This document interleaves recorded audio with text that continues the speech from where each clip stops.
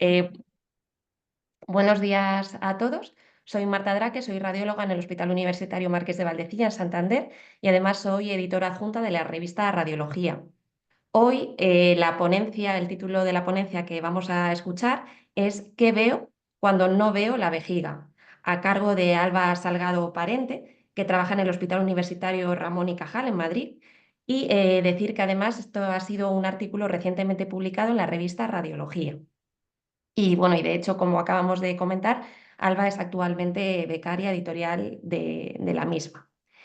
Como expertos en la materia, para dinamizar un poco el coloquio posterior a la charla, están con nosotros Rafael Salvador, del Hospital Clínic de Barcelona, y Richard Mast, del Hospital Valdebrón, de la misma ciudad de Barcelona. Y nada, recordar por último a la audiencia que cualquier comentario, cualquier pregunta, cualquier aportación es más que bienvenida y la pueden utilizar utilizando la opción de chat del propio Zoom. Entonces, sin más dilación, Alba, cuando quieras. Perfecto, pues comparto pantalla.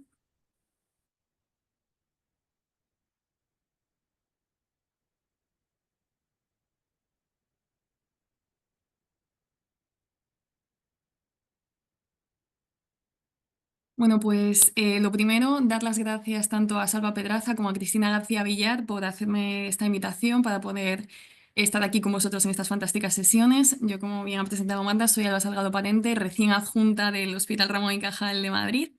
Y el título de la charla, ¿Qué veo cuando no veo la vejiga?, es al final una revisión de las principales técnicas derivativas urinarias y sus complicaciones. Para ello, comenzaremos con una muy breve introducción, siguiendo de una pequeña revisión de todas las técnicas de imagen que podemos utilizar en el manejo y evaluación de estos pacientes posquirúrgicos, para detenernos un poco más en los diversos tipos de técnica a los que pueden ser sometidos y los hallazgos posoperatorios esperables en este tipo de cirugías derivativas. A continuación, y a través de una revisión basada en imágenes, iremos pasando por todos los sistemas que se pueden complicar tras la realización de este tipo de intervenciones, para tener claro pues, todas las complicaciones posoperatorias que podemos ver. Acabaremos con un pequeño abordaje sistemático de cómo un radiólogo se puede enfrentar a este tipo de cirugías derivativas. O sea que sin más, bueno, tengo conflictos de interés que declarar y comenzamos. La cistectomía radical es la extirpación quirúrgica de la vejiga. En España se realizan en torno a 25.000 cirugías de este tipo anuales. Las causas por las que se realiza son múltiples. Pueden ser desde benignas, como fístulas complejas, o también una cistitis rádica o una vejiga neurógena, hasta malignas. La gran mayoría de los casos serían por causas malignas secundarias a carcinoma vesical, pero también se pueden realizar secundarias a otros cánceres pélvicos con una invasión secundaria de la vejiga, como podrían ser los cánceres de recto, cervix, sigma o próstata. En este contexto surgen las cirugías derivativas urinarias como una solución para la reconstrucción del tránsito excretor.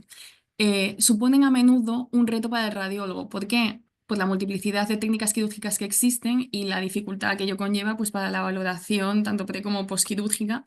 Y luego también por la tasa de complicaciones que tiene este tipo de cirugías, que bueno, según series estaría como en torno al 20-30%, que son complicaciones que bueno, conllevan una alta morbimortalidad en nuestros pacientes, por lo que la evaluación no siempre es sencilla. ¿Qué técnicas de imagen tenemos para valorar los pacientes sometidos a este tipo de intervenciones?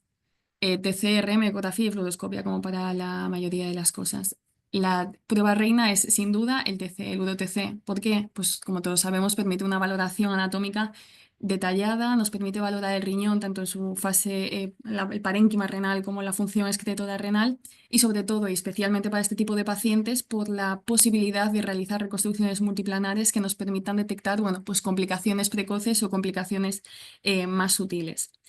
Generalmente, bueno, y dependiendo de la sospecha diagnóstica también, utilizaremos la administración de contraste iodado endovenoso entre 70 a 100 mililitros en 3 adquisiciones. Una primera fase basal, una segunda fase nefrográfica adquirida a los 90 a 100 segundos y una tercera fase excretora adquirida a los 10-15 minutos. También nos podemos servir de la ingesta por parte del paciente de hasta 1 litro de agua, como 15-20 minutos previo a la adquisición del estudio, para favorecer la distensión de la vía urinaria. La gran desventaja del UTC es la emisión de radiación ionizante, pero tenemos dos estrategias que nos permiten radiar menos a nuestros pacientes.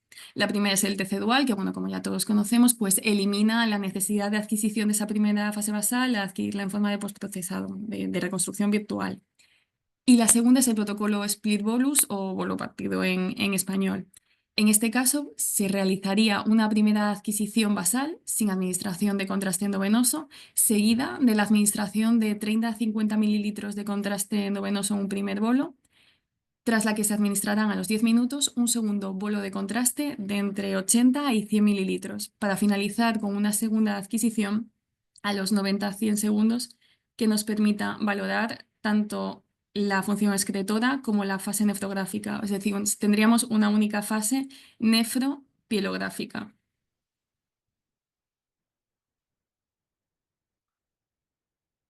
La siguiente técnica de imagen sería la resonancia. En este caso, la indicación es bueno, más limitada y en pacientes muy seleccionados. La principal ventaja, no emite radiaciones ionizantes.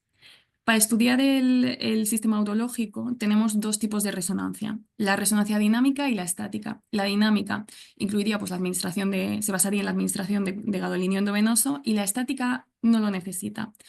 La UroRM estática se basa en secuencias fuertemente ponderadas entre dos que aprovechan pues, los largos tiempos de relajación de la orina para dar una visión completa del tracto urinario.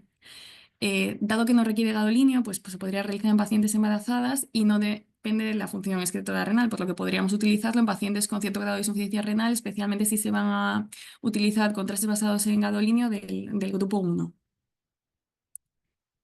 A continuación tenemos la ecografía, una de las técnicas reinas, por así decirlo, sobre todo para la evaluación inicial. Al final es rápida, sencilla y no emite radiación ionizante.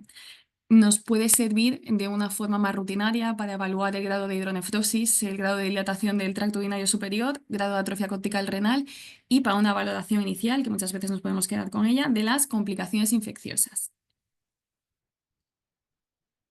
Por último, tenemos la fluoroscopia. Es una técnica pues ya bueno, menos usada en la actualidad y cuya utilidad es básicamente para la valoración del aparato excretor a través de la inyección de contraste yodado, ya sea de una forma retrógrada a través del estómago y la neovejiga o de una forma anterógrada a través de la nefrostomía. Esta técnica de imagen es, ya decimos, menos usada en la actualidad, pero es especialmente útil para complicaciones relacionadas con el estómago. Por lo que pasamos a la revisión de la técnica quirúrgica. Las derivaciones urinarias se agrupan en dos grupos fundamentales, derivaciones incontinentes y derivaciones continentes, según posibiliten o no la micción voluntaria, la retención voluntaria de orina. El primer grupo, las derivaciones incontinentes, no lo posibilitan, se pierde la micción y la continencia voluntaria. Como ventajas de este tipo de técnicas es que son técnicas que, bueno, se pueden hacer de una forma más fácil quirúrgicamente, por lo que se pueden realizar en pacientes con ciertas comorbilidades médicas. No hay necesidad de cateterización para la micción y la absorción entérica por esas intestinales de productos de desecho de la orina es limitada, ya que o estos pacientes o bien no tienen reservorio o es un reservorio mucho más pequeño de los que encontraremos en derivaciones continentes. Como desventaja, bueno, la principal y clara, la pérdida de la continencia y la micción. También, ¿no? Se preserva la imagen corporal del paciente y requiere pues, un cuidado del estómago por parte del paciente. Tenemos varios tipos de derivaciones incontinentes. Nos vamos a quedar con las dos principales, o sea, son las dos que más se utilizan. La primera es la derivación cutánea, la uretero-ureterocutaneostomía. Esta en la actualidad pues, se utiliza mucho menos, se utiliza prácticamente solo como tratamiento paliativo, cuando o bien el paciente tiene una comorbilidad médica grave coexistente, o bien no tenemos la posibilidad de resecar un segmento intestinal que nos vaya a servir de reservorio por una enfermedad intestinal difusa que presente el paciente. Este caso se basa en la anastomosis de los uréteres a la superficie cutánea, ya sea de forma individual o de forma conjunta, como es este caso el que más se utiliza, una derivación en I. Lo vemos pues también en la reconstrucción. Y continuamos por el conducto ileado procedimiento de Bricker. Es una técnica muy utilizada, así que según los últimos datos, pues las derivaciones incontinentes sí que obviamente es la que más se utiliza, pero se está empezando a utilizar más en la actualidad derivaciones continentes. Pero es bueno, la técnica reina probablemente con la que más nos encontremos en nuestra práctica, siendo un procedimiento de elección en pacientes con insuficiencia hepática o renal leve o una esperanza de vida limitada. Para su realización, primero se reseca un segmento de ilion a en torno a 15-20 centímetros de la válvula iliocecal que actuará como reservorio. En este segmento se mantiene el peristaltismo, porque lo que nos interesa es que la dirección de la orina pues, salga desde el extremo proximal donde van a desembocar los uréteres hasta la superficie cutánea. Este reservorio, al extremo proximal, como decimos, se anastomosan los uréteres, ya sea por separado, que es el procedimiento de Bricker clásico, o de forma conjunta, que sería pues, la variación de Wallace, y el extremo distal del reservorio se aboca a la superficie cutánea. Finalmente, el tránsito intestinal se reconstruye con una anastomosis ileoilial. Cosas a tener en cuenta en pacientes sometidos al procedimiento de Bricker. Evaluar bien el conducto ileal. Este va a estar lleno de líquido, dado que bueno, pues al final es un segmento intestinal y que tiene secreción mucosa. Entonces, muchas veces pues, nos podría llevar a la duda, ¿no? De esto es un reservorio o es un absceso. Para esto nos va a ayudar la fase excretora, que como vemos en la segunda imagen, en una fase excretora, en una fase de los 10-15 minutos, el contraste endovenoso acaba pasando por los uréteres y acaba rellenando pues, nuestro reservorio. En caso de tener un absceso, lo que se rellenaría, como sabemos, pues no se rellenaría el interior, sino que realzaría de forma gruesa la periferia.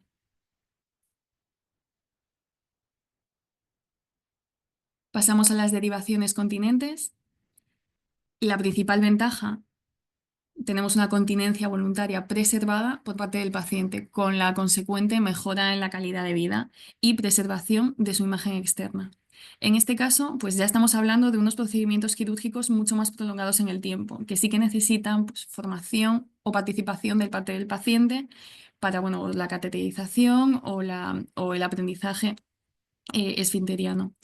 En casos de procedimientos más complejos, de los que vamos a hablar ahora, que conllevan una construcción de neovejiga, se requiere un segmento largo de intestino. Ya empezamos a tener requerimientos anatómicos, ¿no? Ese segmento largo de intestino sano que posibilite la construcción de la vejiga, o también una uretra funcional a la que podría anastomosar esa vejiga con márgenes tumorales negativos. Ya tendremos ahí requerimientos anatómicos que se tendrían que cumplir para los procedimientos continentes más avanzados. Dentro de este tipo de derivaciones, solamente voy a hablar de dos, hay muchos tipos de derivaciones según el segmento intestinal utilizado para hacer el reservorio o la neovejiga, pero se dividen en dos grandes grupos. La primera, la derivación continente con un estoma cutáneo, el que voy a explicar es el Indiana Putz, que es el que más se hace en mi centro, pero hay otros tipos, ya os digo, según qué segmento intestinal se utiliza para hacer el reservorio. El Indiana Putz no es muy usado en la actualidad, y para realizarlo se reseca un segmento de polo cecal y colon ascendente que actúa como reservorio. Con este segmento lo que se hace es detubularlo, es decir, quitarle bueno, pues la capacidad peristáltica y darle una forma esférica que nos va a permitir pues, acumular la mayor cantidad de orina posible. A este reservorio se anastomosan ambos uréteres y se comunica el reservorio con un segmento, o bien en el caso de Indiana Putz, de intestino delgado de ilion a la pared cutánea, o tiene otras variaciones de esta técnica en la que se puede comunicar incluso con el apéndice a pared cutánea. Este orificio que comunica con la pared cutánea es en donde el paciente se va a cateterizar de forma voluntaria para evacuar la orina que se contiene en el reservorio construido con colon con el polo cecal. Finalmente, se reconstruye el tránsito con una anastomosis iliocolónica. En este caso, pues bueno, podemos tener el mismo problema que teníamos antes con la cirugía de Bricker, ¿no? En este caso, nuestro reservorio se construye gracias a el intestino grueso, por lo que podemos ver austras que nos imiten pues, posibles septos y que nos puede hacer pensar que estamos ante un absceso, pero como sabemos, pues la fase excretora nos va a ayudar a diferenciarlo, rellenándose el reservorio, la bolsa, el reservorio en una fase excretora tardía. Y en este caso, además de fluido, podemos tener también burbujas de aire, que serían secundarias a la cateterización del paciente. Pues por esa instrumentalización podría entrar alguna burbuja de aire y no por ello estamos ante un absceso, sino sería bueno, pues un hallazgo normal y esperable dentro de nuestro reservorio. Y por último, el reemplazo ortotópico de vejiga, la construcción de neovejiga. La técnica más usada en Europa, bueno, y en concreto en mi centro, es la técnica de Studer. Se realiza en pacientes con bajo riesgo quirúrgico y una alta esperanza de vida, ya que son cirugías pues, mucho más prolongadas y mucho más complejas técnicamente. Para realizarla se aísla un segmento de en torno a 50 centímetros de intestino delgado. 40 de ellos se tubulan, se les da una forma esférica que actuarían de reservorio o de neovejiga.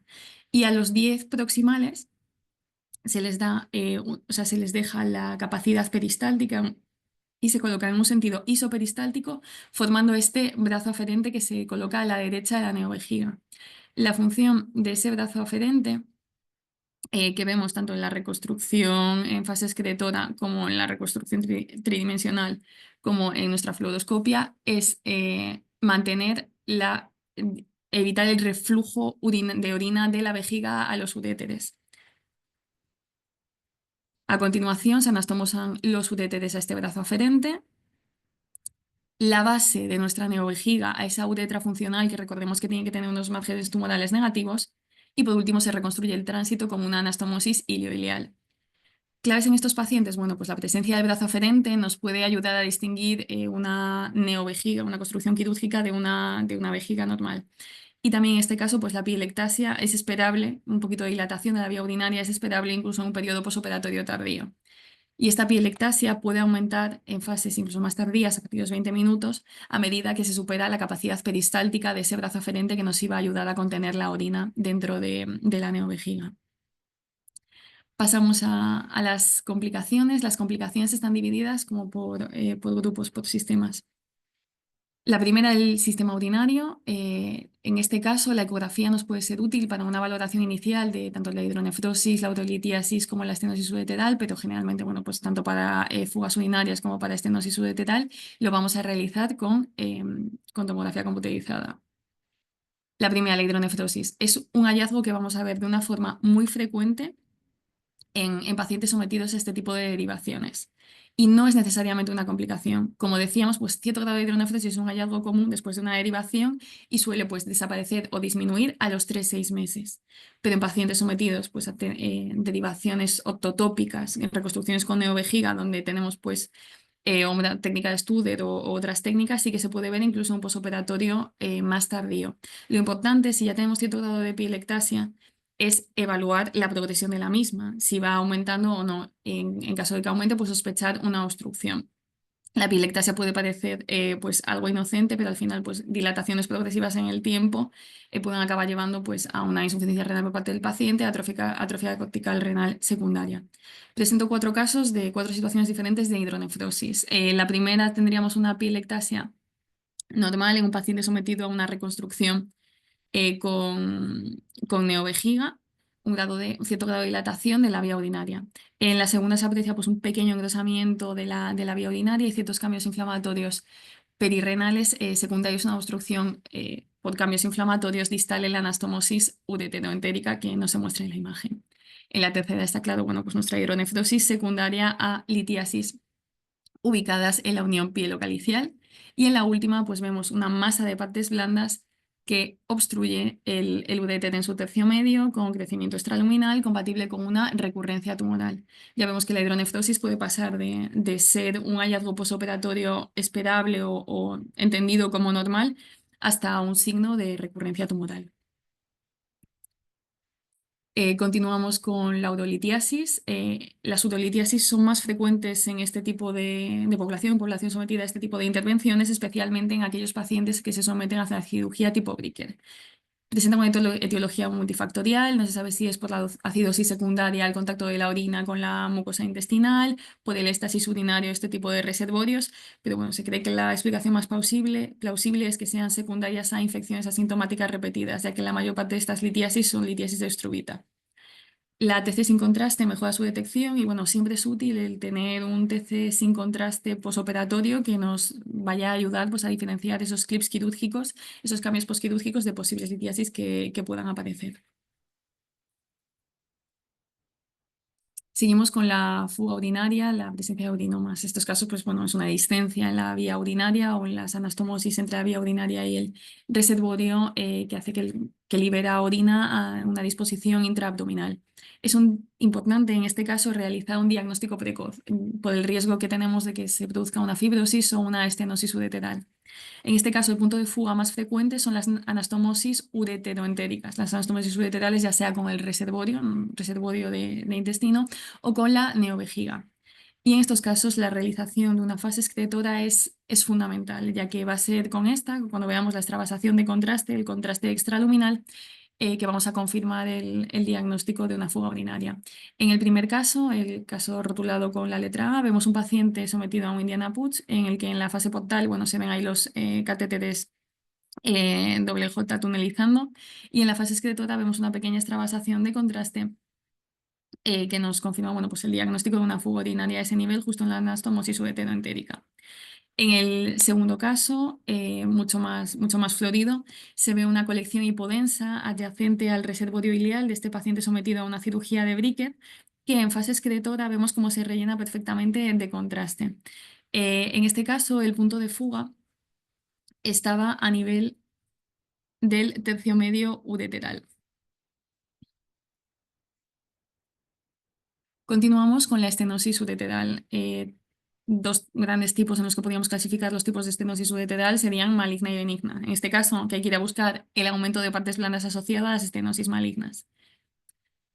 Tenemos estenosis benignas que pues, se suelen dar en un posoperatorio pues, un poco más precoz que las malignas, que se suelen producir en la anastomosis uretero-entérica del uretero izquierdo por su angulación. O sea, al final el uretero izquierdo en las derivaciones conjuntas tiene que atravesar parte del mesenterio y anastomosarse al derecho, y el derecho sigue un curso más anatómico.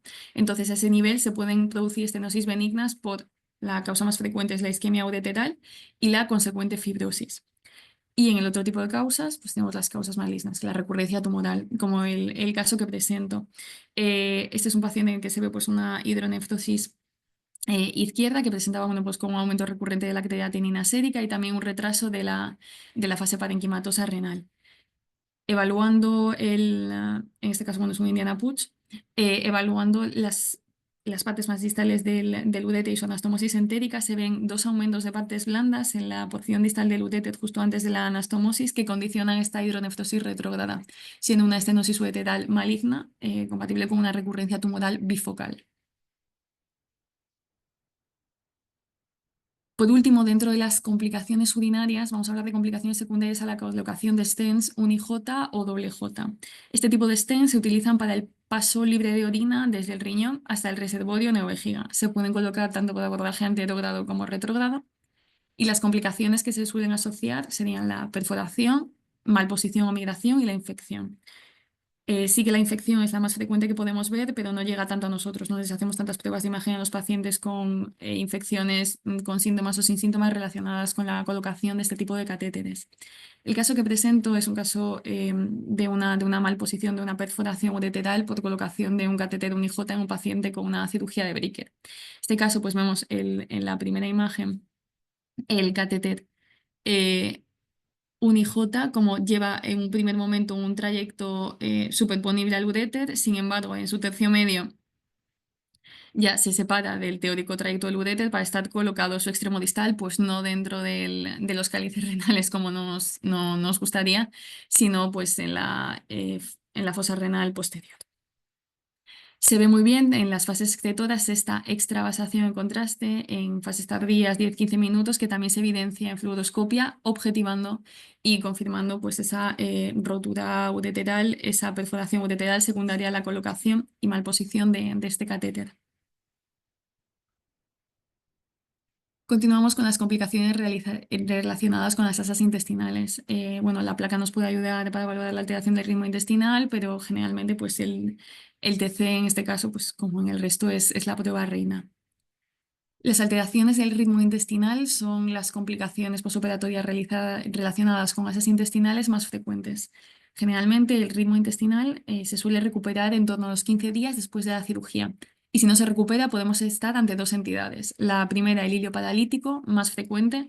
En él vemos pues, asas dilatadas con múltiples niveles hidroaéreos y sin un punto de cambio de calibre. y se suele resolver de una forma conservadora. Y la segunda, pues la obstrucción mecánica, donde vemos asas dilatadas con múltiples niveles hidroaéreos también, pero en este caso con un punto brusco de cambio de calibre. En este tipo de pacientes, ¿dónde se localizan más frecuentemente estos puntos de cambio de calibre? En la anastomosis entérica, ya sea por edema o por estenosis, en un posoperatorio igual más precoz, y en pacientes que es su primera intervención quirúrgica, pues de una forma más tardía, podríamos tener obstrucciones por adherencias en zonas cercanas a anastomosis o lechos quirúrgicos, como es el caso del paciente que presentamos, donde se ve pues, el punto brusco de cambio de calibre con un poquito de edema mural que condiciona la dilatación retrógrada de asas de intestino delgado. La fuga de contenido intestinal, lo que implica es una dehiscencia anastomótica de asas intestinales con la liberación de contenido fecaloideo a la cavidad peritoneal. En estos casos, el diagnóstico precoz es vital debido al riesgo que tienen los pacientes de sufrir peritonitis o sepsis. Factores de riesgo, todo lo que pues, limite la capacidad de sellar bueno, de las asas intestinales después de la realización de una sutura, como serían la isquemia, el uso de radioterapia o la obstrucción distal que aumente esa presión intraluminal. El punto de fuga más frecuente, la anastomosis ileoileal.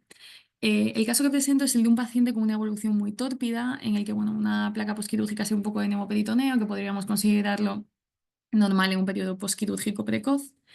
En el primer estudio que se realiza en la fase portal se evidencia un acúmulo hidroaéreo al lado de la anastomosis del uréter con el reservorio, en este caso un paciente con una cirugía de Bricker, que en fase excretora se rellena de contraste, confirmando bueno, pues que existe un urinoma, una dehiscencia entre la anastomosis entre los uréteres y nuestro reservorio. Este paciente fue a quirófano, se reparó de forma quirúrgica el urinoma y volvió a los 48 días al servicio de radiología a realizar otro TAC por un empeoramiento crítico del estado del paciente, que es el que aparece en la línea inferior.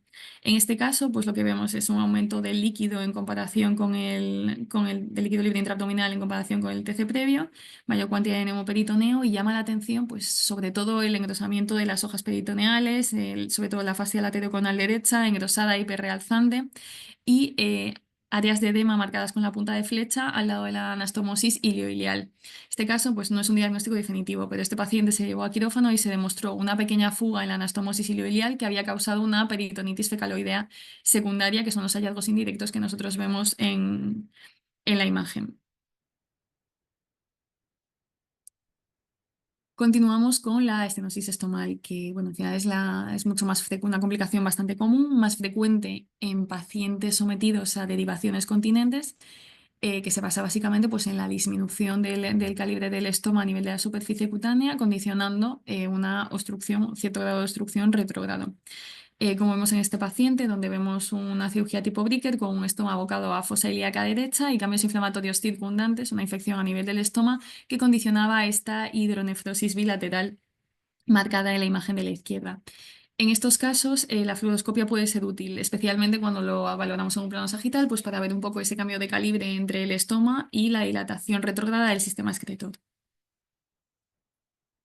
Continuamos con las herniaciones parestomales, que son complicaciones también bastante frecuentes y la mayoría ocurren en pacientes asintomáticos. Simplemente pues hay esa herniación de grasa o asas intestinales peri el orificio estomal manteniéndose en el tejido celular subcutáneo sin condicionar síntomas. Pero em, también podemos tener complicaciones relacionadas con estas herniaciones estomales. En este caso, el TC es muy útil para detectar las hernias, analizar su contenido y valorar estas complicaciones como la que vemos en la imagen. Un punto brusco de cambio de calibre justo a nivel de donde está construido el estoma que condiciona una hidronefrosis retrógrada marcada pues, con la estrella.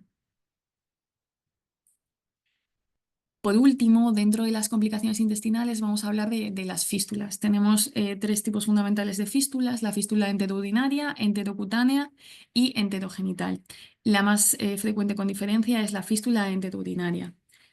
En ella, bueno, pues la anastomosis ocurre más frecuentemente después de la creación de una vejiga, entre esta y la anastomosis ilioileal. En el caso que presentamos, vemos dos asas intestinales en íntima relación. En la fase excretora vemos que la asa más anterior se rellena de contraste, por lo que esta sería nuestro reservorio ileal. y la adyacente es un asa de intestino delgado que sigue bueno, pues el tránsito gastrointestinal normal.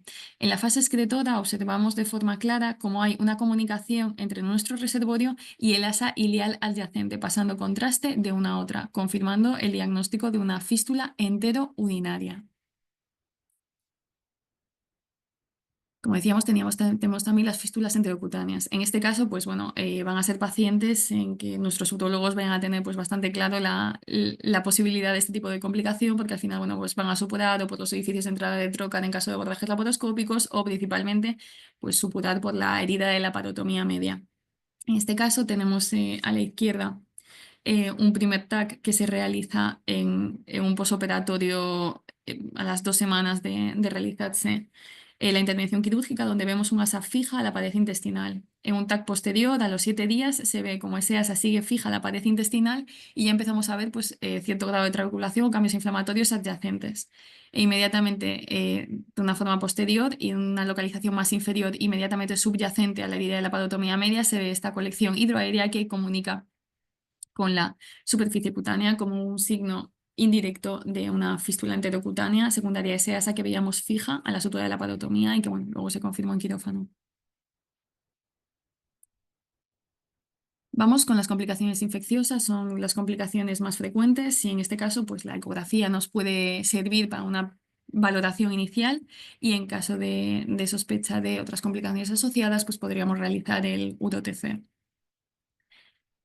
La pilonefritis, como decimos, de las complicaciones más frecuentes y que vamos a ver pues, lo que se muestra en la imagen, ¿no? Una nefromegalia, áreas focales hipodensas, disminución del realce parenquimatoso, pérdida de diferenciación corticomedular y luego cambios inflamatorios locorregionales adyacentes al parénquima renal, como puede ser bueno, pues, la trabeculación de la grasa de la fosa, engrosamiento facial, etc. En los casos de la derecha, pues vemos dos casos de pielonefritis en los que se muestra pues, ese nefrograma un poco estriado, nefrograma retardado en el caso B bilateral y en el caso C unilateral. Em, También podemos tener bueno, pues, pielitis aislada sin afectación parenquimatosa renal, que se verían pues, con un aumento y realce del urotelio a nivel de uréter y pelvis renal lineal y homogéneo, ¿no? Que nos indicaría pues, esos cambios inflamatorio-infecciosos. Si las complicaciones infecciosas progresan, pues podemos tener lugar a la formación de abscesos. ¿Cómo se ve un absceso? Bueno, todos lo sabemos, una colección hipodensa con o sin burbujas aéreas en su interior y un realce parenquimatoso grueso, como vemos en la imagen A. En este caso, en la fase excretora, se ve como hay una extravasación de contraste del sistema excretor al interior de esa colección, siendo en este caso un urinoma sobreinfectado, un urinoma abscesificado. Recordemos que, bueno, que toda clase de colecciones intraabdominales se pueden sobreinfectar y dar lugar a abscesos, ya sea bueno, pues, el urinoma, hematoma, etc. En estos casos, si es posible y son accesibles, se puede realizar un drenaje con catéteres gruesos del tipo pigtail para evacuar el contenido y así, bueno, pues posibilitar una pronta recuperación, una pronta resolución del absceso y pronta recuperación de nuestros pacientes. Pero cuidado, que no siempre que veamos burbujas intralesionales estamos ante un absceso. Podemos ver burbujas en el interior de lo que bueno, podemos interpretar como colecciones, tanto en colecciones drenadas como urinomas o reservorios con estoma sin patología. Precisamente por esa cateterización, por esa comunicación cutánea, podemos ver burbujas que son secundarias a la instrumentalización, que son normales, que no tienen por qué indicar una sobreinfección.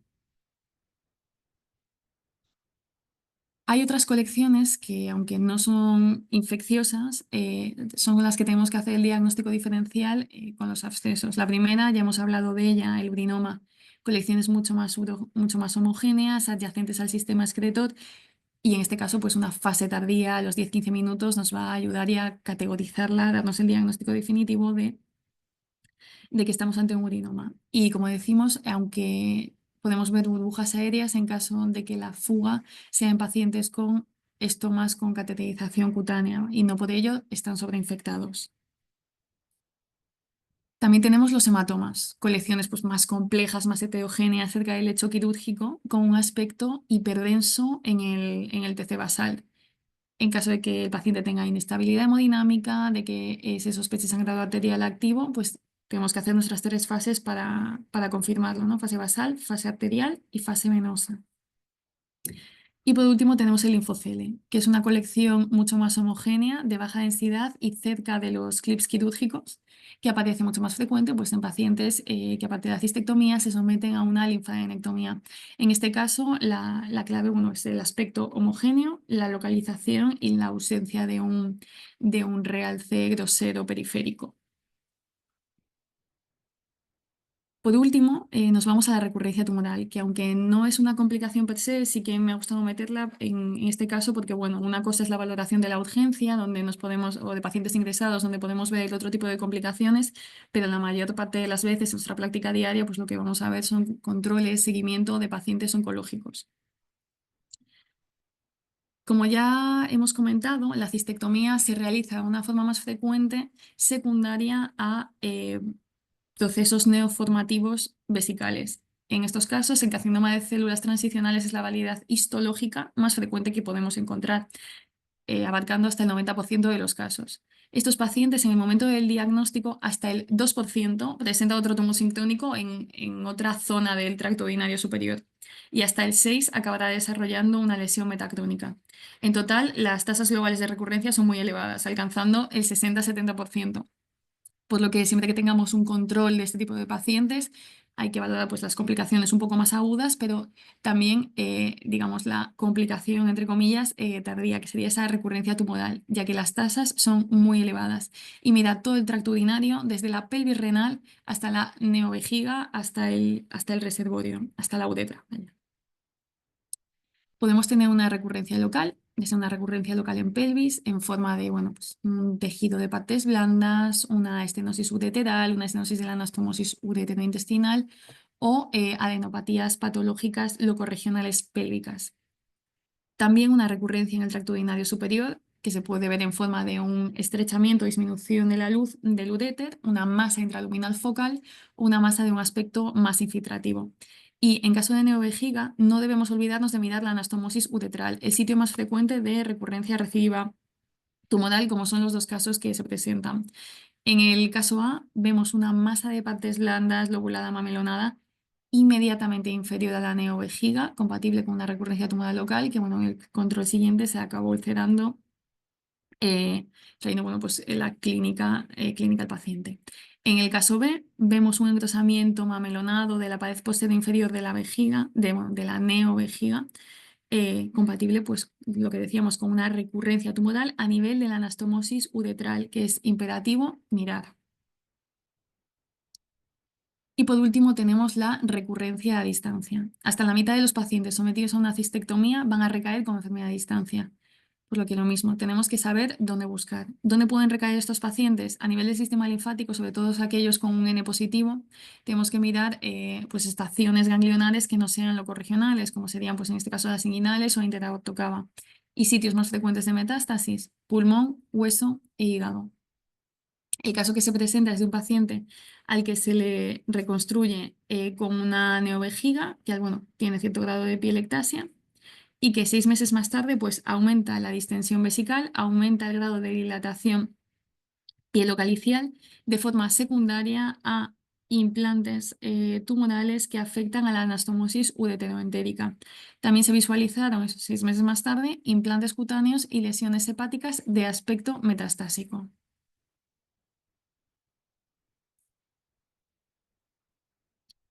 Por último, un pequeño enfoque sistemático para saber cómo afrontar un paciente sometido a una derivación urinaria, sobre todo si es el primer estudio. O sea, lo primero, comunicarnos con los urólogos, saber qué le ha hecho y, por supuesto, leer el protocolo quirúrgico. Pero si no tenemos esa ayuda, algo que nos puede ayudar es analizar si tenemos o no tenemos reservorio y dónde lo tenemos.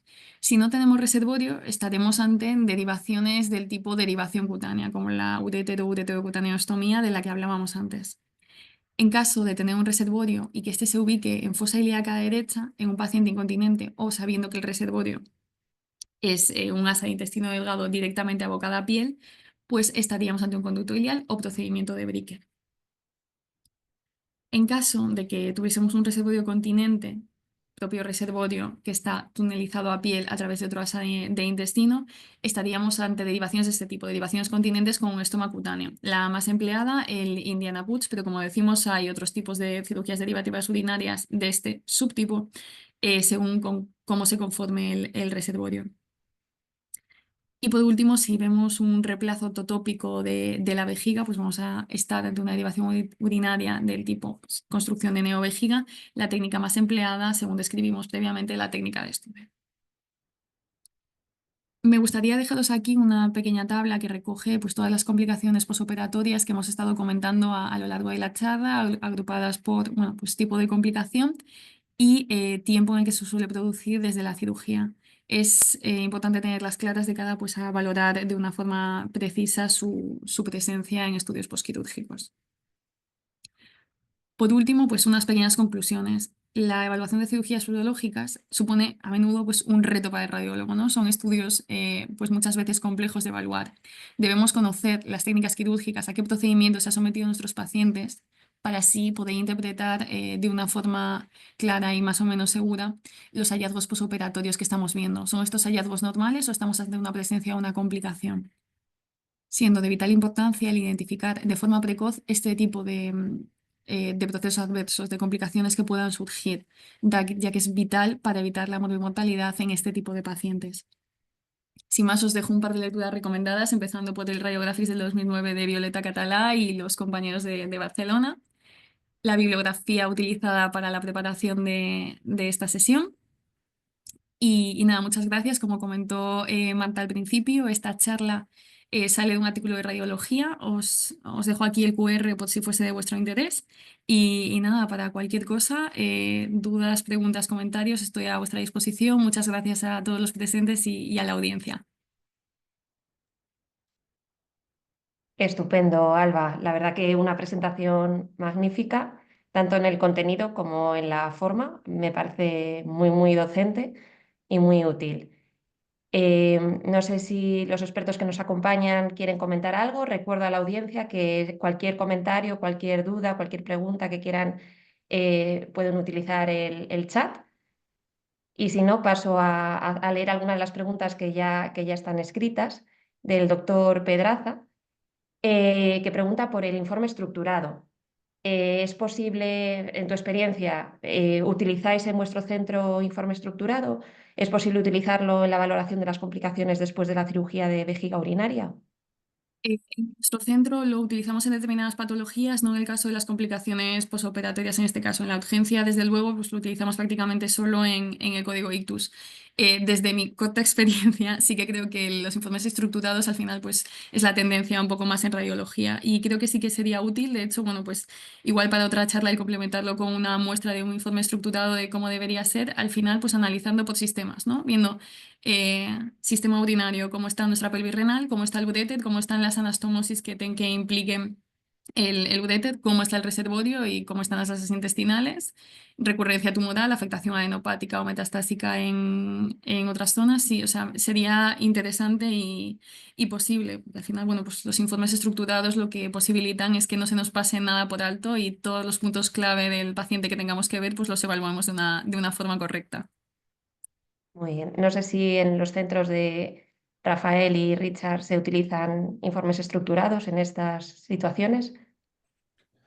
En nuestro centro no usamos, más que nada porque habitualmente es una lectura en el contexto de un paciente que presenta una complicación y es de ser un poco creativo y descriptivo, ¿no? Y luego intentar usar todo lo que sabes y conoces para plasmarlo allí. Entonces el informe estructurado igual en estas ocasiones no es tan útil. Exactamente igual que Rafa. No lo usamos y no está estandarizado. Sí, o sea, al Vale. final es lo que comentáis. En el caso de evaluar las complicaciones es como una respuesta directa, ¿no? La pregunta de qué le pasa al paciente y decir nosotros directamente lo que vemos. Pues una fuga urinaria, pues una complicación infecciosa, pues una obstrucción estomal. Es algo mucho más directo que algo que igual no da para hacer un informe estructurado, efectivamente. Muy bien. Otra pregunta también del doctor Pedraza. En tu experiencia, ¿las técnicas de medicina nuclear pueden ayudar en la valoración de las complicaciones después de la cirugía de vejiga urinaria? O sea, el TC de doble energía, ¿no? Ah, bueno, te estaba preguntando por medicina nuclear, las técnicas de medicina Ah, nuclear. vale, vale, perdón, que estaba viendo la anterior. Pues la verdad es que en nuestro centro no lo solemos hacer, no tengo experiencia con el tema. No sé si Rafael o Richard pueden comentar algo al respecto. Yo creo que puede tener utilidad no en el manejo de una complicación aguda, sino en la valoración. Comentábamos antes de iniciar la charla de Alba que el seguimiento a largo plazo, ¿no? Los pacientes, pues a veces depende de cómo han sido las derivaciones urinarias de cada uréter, pues hay algún uréter que queda un poco más estenótico, tiene algo de inflamación postquirúrgica y acaba haciendo algo de estenosis, y con el tiempo, pues hidronefrosis y retraso funcional. Entonces, bueno, hay ocasiones, sobre todo el uréter izquierdo, como, la vía urinaria izquierda, como comentaba Alba, que en muchas ocasiones tiene que cruzar la línea media, y si los pacientes pues tienen ahí problemas en el retroperitoneo, suelen estenosarse más, puede ser de utilidad a la hora de valorar si un paciente va a requerir después una nefrectomía para valorar la función renal, ¿no? Una gamografía renal, pero en general poca utilidad tienen las técnicas de nuclear. Sí, Vale. nosotros realmente no usamos prácticamente ninguna prueba nuclear porque, por ejemplo, para valorar el retraso, pues ya nos acaban pidiendo una piel o incluso hacemos un teciolografía donde ya vemos el retraso, y en esto los urólogos sí confían plenamente en nosotros. Cuando les hablamos retraso, menor concentración, etcétera, allí sí que se fían. Vale, ahora sí que vuelvo, que me había yo saltado una pregunta también del doctor Pedraza. En tu experiencia, Alba, ¿es mucho mejor el TAC de doble energía que el TAC multicorte para la valoración de las complicaciones después de la cirugía de vejiga urinaria? O sea, ya simplemente es mejor teniendo en cuenta que no vamos a radiar al paciente, que nos vamos a ahorrar esa primera fase basal, ¿no? Y aparte, bueno, pues las áreas de hiporrealce parenquimatoso renal en contexto de pues, una pielonefritis se podrían valorar de una forma más precisa, que muchas veces pues hasta cuesta verlas en el TC multicote, y lo mismo pues la valoración del retraso de las fases nefrográfica y excretora, a mi parecer se valora mejor en un TC multienergía. Vale. ¿Los expertos quieren hacer alguna aportación del TAC doble? No. Y una pregunta también del doctor Pedraza. ¿Existen otras herramientas de inteligencia artificial para la valoración de las complicaciones después de la cirugía de vejiga? La verdad no conozco, o sea, al final, como comentábamos, pues las complicaciones, la valoración de las complicaciones en contexto de un paciente urgente es algo que requiere como una respuesta directa, y al final, pues no, la inteligencia artificial se dirige sobre todo a problemas concretos, ¿no? O sea, no sé si los expertos conocen alguna herramienta que nos pueda ayudar en este caso, pero vamos, yo creo que no. No se me ocurre qué podría aportar ahora mismo. Claro. Ahora mismo, ya veremos en unos años. Y bueno, un poco así en el mismo contexto, bueno, ¿existen guidelines internacionales para la valoración de las complicaciones después de la cirugía de vejiga urinaria? ¿Y Eh, cuáles crees que son los retos de futuro para mejorar nuestra valoración o la valoración en general de estas complicaciones?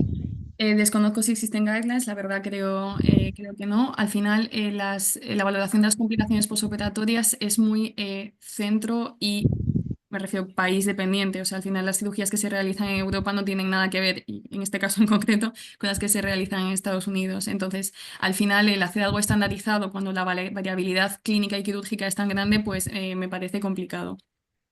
Y retos para mejorar. Sí que creo que bueno, pues el TC multienergía pues nos puede ayudar a eso, a radiar menos a los pacientes, el protocolo Split Bolus también, pero lo principal a mejorar desde un punto de vista individual es ser consciente de los tipos de cirugías que hay y ser consciente de los tipos de complicaciones que pueden aparecer para hacer una búsqueda dirigida y que no se nos pase nada por alto. Muy bien, estupendo. Yo No creo sé que si los tenemos ahora expertos... una guía clínica, igual no clínica, pero sí que escrita, que es el artículo de Alba, del Radiología, de Alba y sus Sí, compañeros. sí. O sea que Para mí va a ser referencia para las guardias, desde ahora luego. ya la tenemos. Muchas gracias. Muy bien, no sé si los expertos queréis aportar algo más Yo, o Perdona, Richard. vale, antes de vale. terminar. Yo solo quería una pequeña aportación respecto al tema de la recurrencia tumoral, que creo que es bastante importante que conozcamos los radiólogos, o sea, a veces con el tema del petitorio, de la petición que nos hacen los médicos, ¿no? Los urólogos, los cirujanos, saber el grado, saber el tipo de tumor, saber la T, saber la N. Sabemos que existe pues, variantes pues, sarcomatoides o escamosas que van a recibir mucho más. Y yo creo que eso es muy importante para poder detectar de manera más precoz las complicaciones, porque no es inhabitual que nos salte desapercibida una pequeña adenopatía de 2, 3, 5, 7 milímetros y en el siguiente momento ya tenga 7, 8 y el manejo cambia radicalmente. Entonces yo creo que la AP y saber la diferenciación es muy importante. En estos casos, ya no en la complicación posquirúrgica, que es un lado, pero sí en la complicación tardía, que sería la recidiva, que has dicho que era altísima, ¿no? Y esto es básico para nosotros y para el paciente y para el urólogo, nada más. Y yo quería comentar una cosa también, un poco siguiendo lo que comenta Richard, ¿no? La recurrencia, ¿no? Uno aprende de los errores, entonces tenemos la costumbre de que estás valorando un breaker, ¿no? Y te quedas mirando pues, la vía urinaria, el breaker, por dónde va, baja hasta aquí, el asa vuelve a subir, si hay estenosis o no, y buscas la recurrencia pues por allí, pero es que el primario muchas veces está en la vejiga y como comentaba Alba, ¿no? La recurrencia en vía urinaria pues es muy alta, es más, la mitad de los pacientes van a recurrir probablemente en vías urinarias superiores, pero no es excepcional la recurrencia a nivel de la uretra. Entonces la uretra hay que valorarla también. Y hay una cistectomía hecha, pero luego queda un remanente uretral que en algunos casos pues bueno, te llevas ahí una sorpresa porque aparece una captación que tiene que estar incluida. Entonces, a la hora de adquirir, no hay que limitarse hasta la sínfisis púbica, sino ir un par de centímetros más abajo para incluir la uretra, porque es un lugar de posible recurrencia que no te la esperas y que entonces aparece el paciente con dolor, lo digo por experiencia, con dolor al sentarse y, ostras, qué raro, revisas las imágenes y ahí estaba la recurrencia en una masa. Entonces, bueno, hay que valorar toda la vía. Vale, una última pregunta antes de que se nos vaya de tiempo la hora. Victoria Garriga nos pregunta, ¿debería hacerse estudio en fase arterial en sospecha de recurrencia? O sea, al menos en mi centro no lo hacemos, no son tumores que se caractericen por un hiperrealce arterial muy marcado. Y que aquí, pues de nuevo, el TC multienergía, esas bajas energías, nos puede ayudar a ver de una forma pues, mucho más clara esos sutiles hiperrealces que nos indiquen la recurrencia. Estupendo. Pues nada, yo creo que podemos dar paso al doctor Pedraza para concluir la sesión. Muy bien, muchísimas gracias, Marta. Creo que has hecho una moderación excelente, enorme. Bueno, como editora adjunta de la revista Radiología, muy bien. Y también agradecer a Richard más y a Rafa todos sus comentarios de experto y sobre todo a Alba. Muy bien, muy bien. La verdad es que, como dice Rafa, ya tenemos la guideline nuestra, o sea que tu artículo nos va a ayudar a todos, ¿no? Yo hago siempre un pequeño resumen. Yo creo que nos has dicho, a ver, señores, no solo es la guardia, también el seguimiento. Y además hay una gran variabilidad. Cada urólogo tiene su escuela, cada hospital, cada centro. Por lo tanto, tenemos que tener un diálogo para adecuarnos a los colegas con los que trabajamos, ¿no?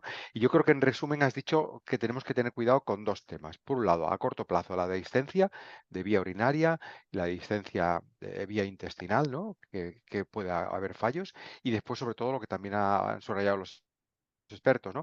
Que hay la mitad de recurrencia, señores, que miremos todo el tracto urinario, ¿no? Yo no sé si quieres añadir algo o te parece bien este pequeño resumen. Me Alba. parece bien ese resumen tanto en el contexto urgente como en el contexto de seguimiento. Perfecto, pues muchísimas gracias. Bueno, simplemente recordar a todos que mañana tenemos al doctor Naún Calvo que nos va a hablar de importancia de la innovación en el diagnóstico por la imagen, integración de radiómica en la práctica clínica. Estáis todos invitados. Que tengáis un gran día.